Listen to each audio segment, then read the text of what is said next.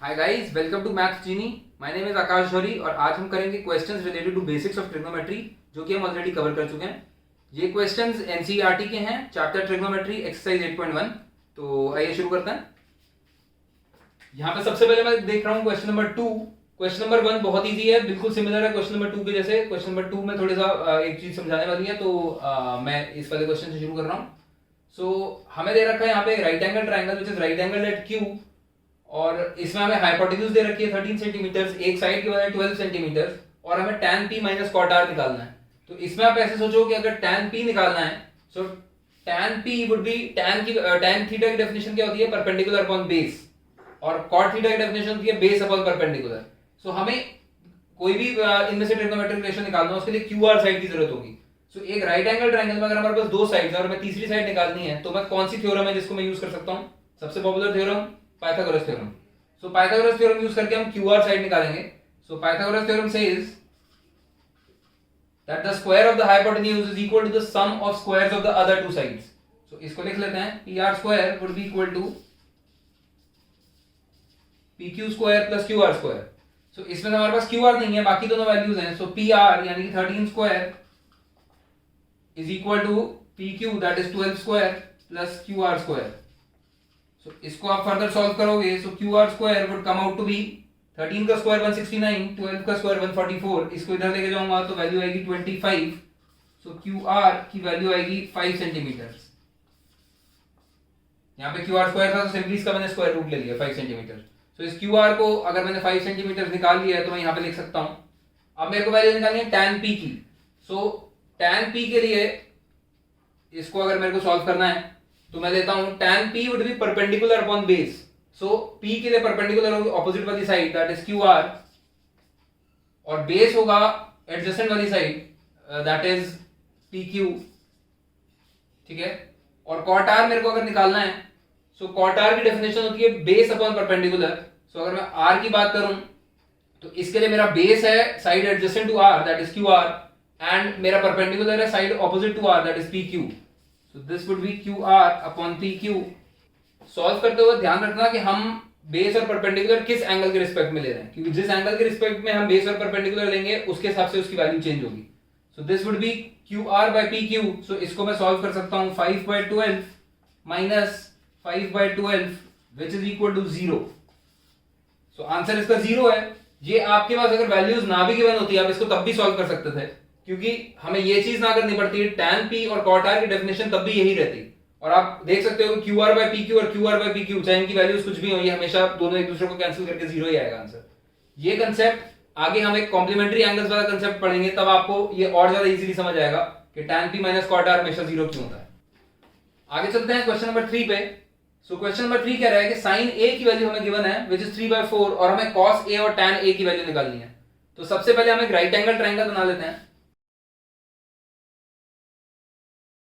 सो हमें दे रखा है sin a is equal to 3/4। So sin a की डेफिनेशन याद करिए, sin थीटा की डेफिनेशन होती है परपेंडिकुलर अपॉन हाइपोटेन्यूज।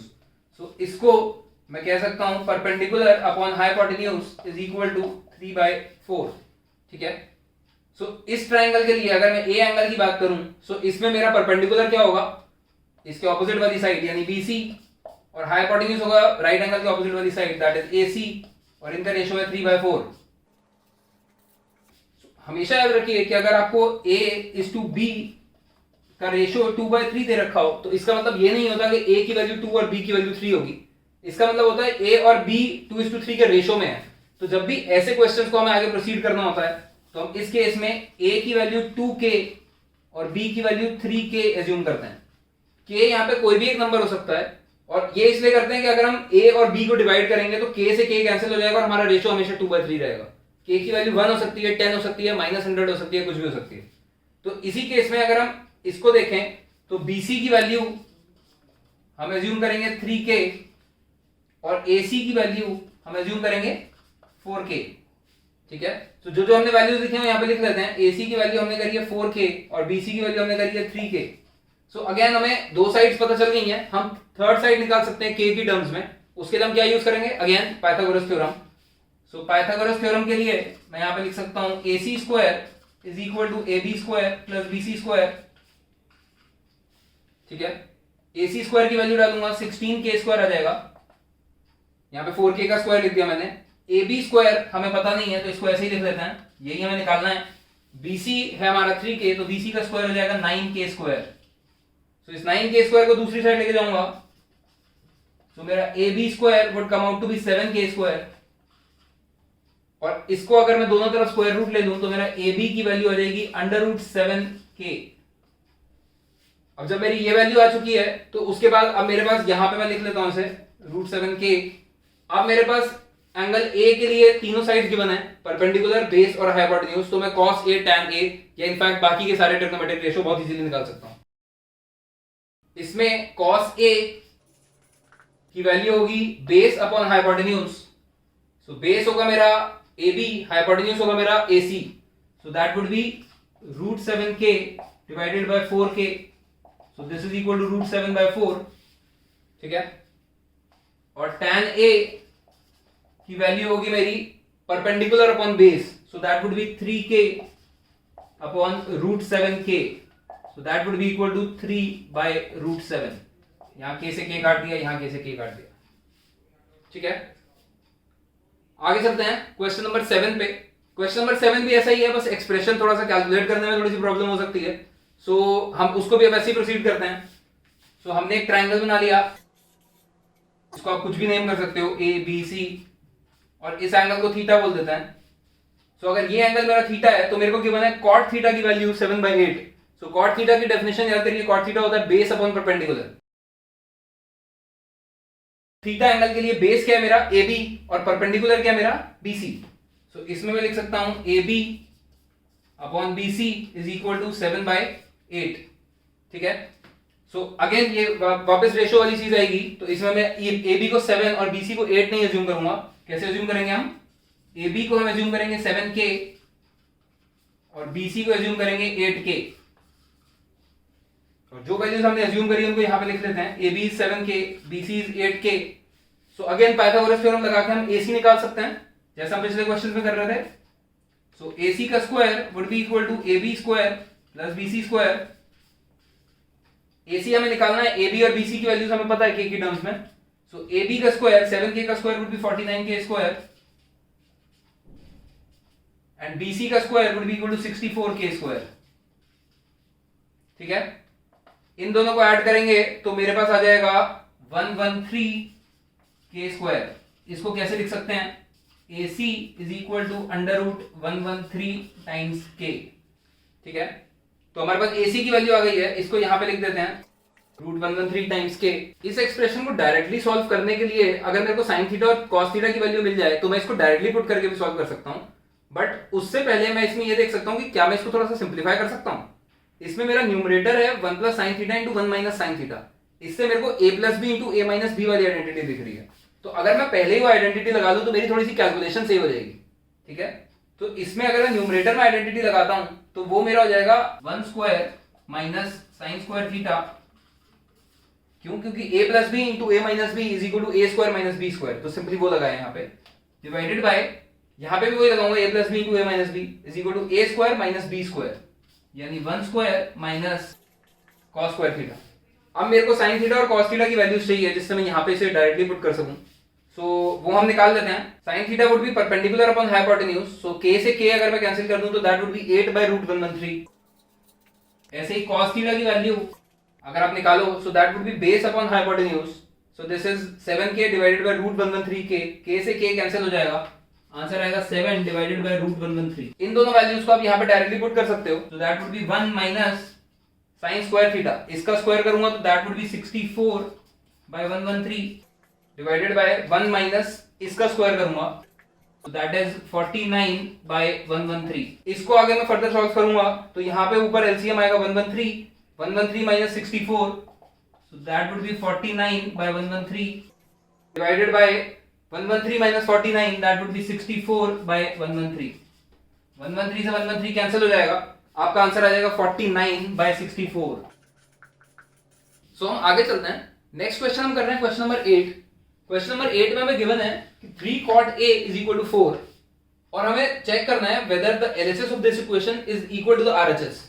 सो एलएचएस हमारे पास 1 minus tan square A by 1 plus tan square A, और आरएचएस हमारे पास cos square A minus sin square है। सो हम इसमें भी वही अप्रोच यूज करेंगे जो हमने पिछले क्वेश्चन में करी थी। सो हम इसको लिख सकते हैं cot a is equal to 4/3, और दोबारा से एक ट्राइंगल बना लेते हैं। यहां पे a लिख लेते हैं, यहां b, यहां c, ये 90 डिग्रीज एंगल, और एंगल a को मार्क कर लेते हैं। सो एंगल a के लिए cot थीटा का मतलब होता है base upon perpendicular. So cot a का मतलब होगा base upon perpendicular, that is ab upon bc। सो इससे मैं लिख सकता हूं ab अपॉन bc का रेशियो हमें गिवन है 4/3। ab की वैल्यू मैं लिख सकता हूं 4k, और BC की वैल्यू मैं लिख सकता हूं 3k। अब हमें AB और BC पता चल गए हैं, हमें AC निकालना है। अगेन हम पाइथागोरस थ्योरम यूज करके AC निकाल सकते हैं। आप AC को कैलकुलेट कर लीजिएगा। कैलकुलेट करने के बाद AC की वैल्यू आएगी 5k। ये हमने पाइथागोरस थ्योरम से निकाला है। सो हम इनको मेंशन कर लेते हैं। AB की वैल्यू है 4k, BC की वैल्यू है 3k, और AC की वैल्यू है 5k। सो यहां पे हम देख सकते हैं sin A, cos A और tan A की वैल्यू हमें चाहिए। sin A की वैल्यू हम निकालेंगे perpendicular upon hypotenuse, so that would be BC upon AC, so it would be equal to 3k by 5k। मैं डायरेक्ट 3/5 लिख रहा हूं। ऐसे ही cos A की वैल्यू अगर मेरे को निकालनी है, so that would be base upon hypotenuse, तो मेरी वैल्यू हो जाएगी 4/5। tan A की वैल्यू आप ट्रायंगल से भी देख सकते हो, या वैसे आप डायरेक्ट भी देख सकते थे कि cot A अगर मेरा 4/3 है तो tan A मेरा उसका रेसिप्रोकल होगा, which would be equal to 3/4। ठीक है, इन वैल्यूज को पुट करते हैं। So this is 1 minus tan square A by 1 plus tan square A। तो tan A की वैल्यू मेरी 3/4 है, सो यहां पे मैं लिख सकता हूं 1 माइनस 3/4 का square, that would be equal to 9/16 divided by 1 plus tan square A, so that is 1 plus tan A का square, so that would be 1 plus 9/16। इसको सॉल्व करूंगा, न्यूमरेटर सॉल्व करूंगा तो इसका एलसीएम आएगा 16 minus 9 would be equal to 7, so this would be 7/16 divided by, यहां पे LCM लूंगा तो वापस डिनोमिनेटर आएगा मेरा 16 और ऊपर आ जाएगा मेरा 25। 16 से 16 कैंसिल होगा, आंसर आएगा 7/25। और मेरे को cos square A minus sin square निकालना है आरएचएस में। सो cos स्क्वायर A के लिए मैं cos A का स्क्वायर कर दूंगा, 4/5 का स्क्वायर होगा 16/25, और sin स्क्वायर A के लिए मैं 3/5 का स्क्वायर कर दूंगा, दैट वुड बी 9/25, और मेरा आंसर आएगा 7/25। Since our LHS is equal to RHS, तो हम कह सकते हैं कि this equation holds true. Next question हमारा क्वेश्चन नंबर 10।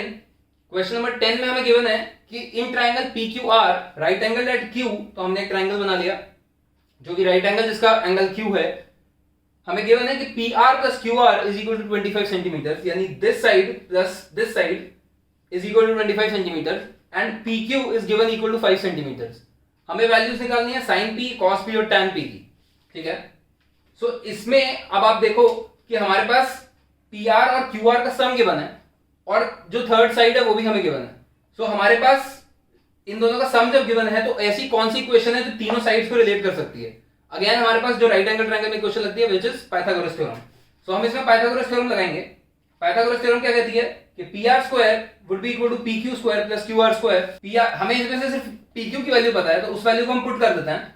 यहां पे मैं लिख देता हूं PR square is equal to PQ की वैल्यू जो कि हमें 5 सेंटीमीटर गिवन है, तो 5 सेंटीमीटर इसको यहां पे पुट कर देंगे तो यहां आ जाएगा 25 प्लस QR स्क्वायर। अब QR स्क्वायर मैं यहां से PR की टर्म्स में ले लूंगा। सो QR की जगह मैं लिख सकता हूं, अगर मैं इस इक्वेशन में से PR को दूसरी साइड ले जाऊं तो मैं इसमें से लिख सकता हूं QR is equal to 25 minus PR। ठीक है, सो इस चीज को हम इसमें पुट करेंगे। बेसिकली हम सब्स्टिट्यूशन कर रहे हैं जो आपको आता है दो इक्वेशन सॉल्व करने के लिए। सो QR में हम ये वैल्यू पुट करेंगे, सो that would B 25 minus PR, और ये QR की जगह पुट किया था तो ये होल स्क्वायर हो जाएगा यहाँ पे। ठीक है, इस ब्रैकेट को मैं ओपन करूंगा, यहां पे PR स्क्वायर रहेगा, this would be equal to 25 plus यहां पे A minus B whole square की आइडेंटिटी लगा के इसको ओपन कर सकते हैं। So A minus B whole square क्या होता है, A square plus B square minus 2AB। तो यहाँ पे A स्क्वायर यानी 25 का स्क्वायर करूंगा तो it would B 625 plus B square का B का स्क्वायर करूंगा यानी PR का स्क्वायर, सो उसको ऐसे लिख देंगे minus 2AB, so minus 2 into 25 into PR, so that would be equal to minus 50 PR। ये मैंने एक स्टेप में किया है, आप चाहो दो स्टेप में भी कर सकते हो। यहां पे मैं PR स्क्वायर से PR स्क्वायर काट दूंगा, इन दोनों को ऐड करूंगा एक साथ और इस PR को दूसरी साइड ले जाऊंगा। सो यहाँ पे माइनस 50 PR है तो यहां जाके प्लस 50 PR हो जाएगा, और ये राइट साइड पे 625 प्लस 25 बचेगा 650। सो इससे अगर मैं सॉल्व करूंगा तो मेरे पास पी आर की वैल्यू आ जाएगी, 50 को इधर लेके जाऊंगा, पी आर की वैल्यू आ जाएगी 13 सेंटीमीटर। ठीक है, इस पी आर को अगर मैं यहां डालता हूं तो मेरे पास क्यू आर की वैल्यू आ जाएगी 12 सेंटीमीटर। ठीक है, अब अगर पी आर मेरे पास 13 सेंटीमीटर आ गया, क्यू आर 12 आ गया, तो मेरे पास तीनों साइड की मेरे पास वैल्यू पता चल गई है मुझे। तो अब मैं साइन पी, कॉस पी और टैन पी तीनों निकाल सकता हूं। तो ये चीज आपको आती है, बहुत बार कर चुके हैं हम। साइन पी की हमारी डेफिनेशन होती है perpendicular upon hypotenuse. So sine P के लिए परपेंडिकुलर है क्यू आर और हाइपोटेन्यूज है P R, so that would be equal to 12/13। Cos P निकालने के लिए cos P would be equal to base by hypotenuse. Base है इसके लिए पी क्यू, हाइपोटेन्यूज है इसके लिए पी आर, तो इसकी वैल्यू हो जाएगी 5/13। और ऐसे ही मैं tan p भी निकाल सकता हूं, tan p would be equal to perpendicular by base, तो उसकी वैल्यू हो जाएगी QR by PQ which is equal to 12/5। ये हमने तीनों वैल्यूज निकाल दी हैं। सो आगे चलते हैं हम क्वेश्चन नंबर 11 पे, which is true and false. इस एक्सरसाइज का लास्ट क्वेश्चन है। ट्रू एंड फॉल्स में मैं बता दूं आपको कि किसी भी स्टेटमेंट को ट्रू प्रूफ करने के लिए वो सारे केसेस के लिए ट्रू होनी चाहिए, और फॉल्स प्रूफ करने के लिए सिर्फ एक ही केस काफी होता है। ठीक है, सो पहला केस हम देखते हैं। फर्स्ट पार्ट कह रहा है value of tan a is always less than 1। So tan a की हमें डेफिनेशन पता है, that is equal to perpendicular upon base. So perpendicular और बेस में ऐसा कोई रिलेशन नहीं है कि परपेंडिकुलर बड़ा होगा या बेस बड़ा होगा। ठीक है, हो सकता है परपेंडिकुलर बेस से बड़ा हो, जिस केस में हमारा tan a ग्रेटर देन 1 हो जाएगा, और हो सकता है परपेंडिकुलर बेस से छोटा हो, जिस केस में हमारा tan a लेस देन 1 हो जाएगा। तो हम हमारे दोनों वैल्यूज आ सकती हैं, इसलिए हमारी फर्स्ट स्टेटमेंट होगी फॉल्स। सेकंड पार्ट कह रहा है कि sec a is equal to 12/5 for some value of angle a। So sec a की डेफिनेशन हमें पता है, sec a होता है hypotenuse upon base. So since hypotenuse हमारी बेस से बड़ी ही होती है, सो हमारी sec a की वैल्यू हमेशा ग्रेटर देन 1 होनी चाहिए, जो कि ये वैल्यू है 12/5 इज ग्रेटर देन 1। सो ये चीज डेफिनेटली किसी ना किसी एंगल के लिए हो सकती है। सो ये हमारा स्टेटमेंट है ट्रू। थर्ड पार्ट हमें कह रहा है कि cos a is the abbreviation used for cosecant of angle a। जो भी ये सारे ट्रिग्नोमेट्रिक रेशियोज हमारे sin theta, cos theta, tan theta, all 6 of them, वो एब्रिविएशंस होते हैं किसी ना किसी के। सो आप एब्रिविएशन यहां पे देख सकते हैं, cos a is the abbreviation of cosine a, और जो कोसिकेंट a होता है उसकी शॉर्ट फॉर्म होती है कोसेक a।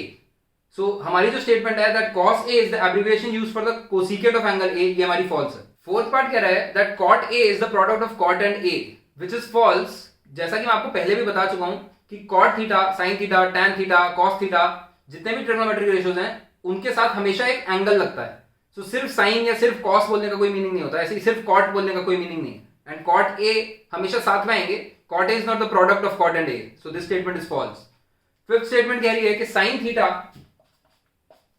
की वैल्यू 4/3 है फॉर सम एंगल थीटा। तो जैसे कि सेकंड पार्ट में हमने देखा था sec a की वैल्यू 12/5 हो सकती है, क्यों? क्योंकि sec a की डेफिनेशन है hypotenuse by base. So hypotenuse 12 और बेस 5 हो, that can exist. But sin theta की वैल्यू 4/3 हो सकती है क्या? sin थीटा की डेफिनेशन होती है परपेंडिकुलर अपॉन हाइपोटेन्यूज। किसी भी ट्रायंगल में हमारी जो परपेंडिकुलर है वो हमारी हाइपोटेन्यूज से बड़ी नहीं हो सकती, इसलिए sin थीटा जो हमारा रेशियो है वो हमेशा 1 या 1 से छोटा होगा। कभी भी sin थीटा की वैल्यू 1 से ज्यादा नहीं हो सकती। सो यहां पे हमें sin थीटा की वैल्यू 4/3 गिवन है, which is greater than 1। So again it would be false. So ये थी हमारी एक्सरसाइज 8.1, जो कि हमारी खत्म हो गई है। कुछ क्वेश्चंस बचे हुए हैं, वो आप खुद ट्राई करिए, उनके जैसे से मैं बाकी क्वेश्चंस करवा चुका हूं। अगर किसी भी क्वेश्चन में आपको कोई प्रॉब्लम होती है या जो हमने पढ़ा है उसमें कोई आपको इशू होता है, कोई डाउट होता है, तो आप कमेंट्स में लिखिए। आपको ये वीडियो अगर पसंद आई हो तो इसे लाइक करिए, शेयर करिए और इस चैनल को सब्सक्राइब करिए। And stay tuned till the next video. Thank you very much.